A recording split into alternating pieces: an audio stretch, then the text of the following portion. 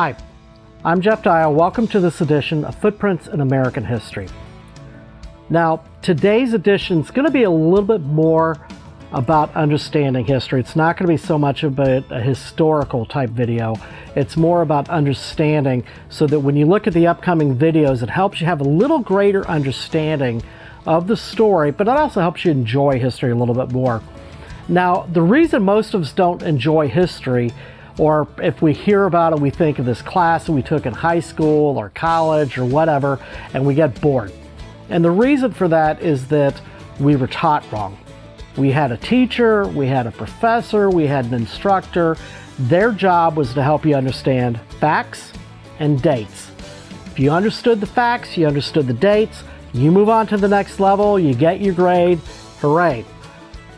The only problem with that is that they don't give you a complete understanding of how to really analyze or enjoy history. If you don't understand the motivations of the person or the character of the person who made the history, you're never going to enjoy it. So, as an example, if you look at George Custer, many of us know about him losing a little bighorn to the Indian tribes.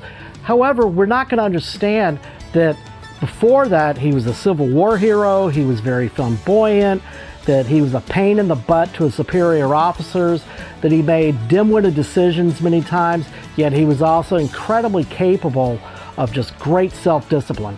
He was an enigma to a lot of people. However, we don't understand this necessarily because we haven't been taught the context. So, the reason I say that is, if you look at the actions of a person who lived in the 1700s or the 1800s, you may have a little bit more critical attitude toward them than you might somebody that lived in the 1970s, as an example. However, when we understand the context of the times, that really helps break it down a lot more for us. We understand a little bit more of their motivation. We understand a little bit, okay, this is how they were raised, this is what they were thinking. And so the reason I bring this all up in light of these upcoming videos, and also just when we look at history, is because of the cancel culture that has emerged in our society these days. And this is a scary, scary thing. To me, cancel culture is the modern day equivalent of book burning. We don't want to tell people the truth about history because it might offend somebody. And history is filled with moments where people get offended. However, rewriting is not going to do anything. You know, there's an old saying that goes, "Those who do not know history are bound to repeat it." Well, that pretty much applies to us these days also. And so here's what I wanted to simply state, is that we need to understand the context. When we read history, when we hear an opinion, or we see maybe an article that a person's talking about history, please look at the context of the story, and you will understand whether this person is telling the truth, or they're trying to make an accurate point, or maybe they're trying to steer you a direction you don't want to go because you don't understand that history. And I want to use this as a great example, the third video that was planned for this channel.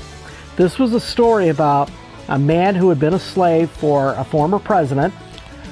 He had been a slave, but he got freed. His actions through all the things he had dealt with, all the things he'd seen, were tremendous. And I honestly came out with a lot of respect for this man.